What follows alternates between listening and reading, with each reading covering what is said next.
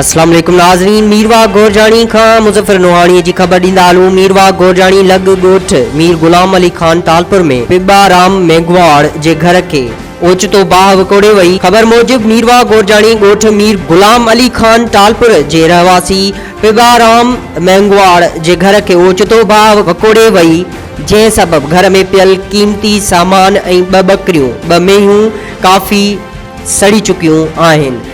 बर वक्त town committee मीरवा गोरजानी ते इतला करण ऐं बर वक्त टाउन कमेटी मीरवा गोरजानी में फायर ब्रिगेड गाड़ी पहुंचण जे करे बाह ते ज़ाब्तो अची वियो ऐं बाह विसाए छॾी ऐं वॾे नुक़सान खां बचाए वरितो। जॾहिं त वाक़े वारे हंध ते मौजूद माण्हुनि साफ़िन सां ॻाल्हाईंदे चयो त जीअं घर मां रड़ियूं थियूं, असां बर वक्त पहुची बाह विसाइण में मशगूल थी वियासीं ऐं बर वक्त फायर ब्रिगेड गाड़ी पहुची बाह के विसाए ऐं वॾे नुक़सान खां बचाए वरितो, न त ॿी सूरत में सॼो ॻोठ बाह जे वर चढ़ी वञे हा।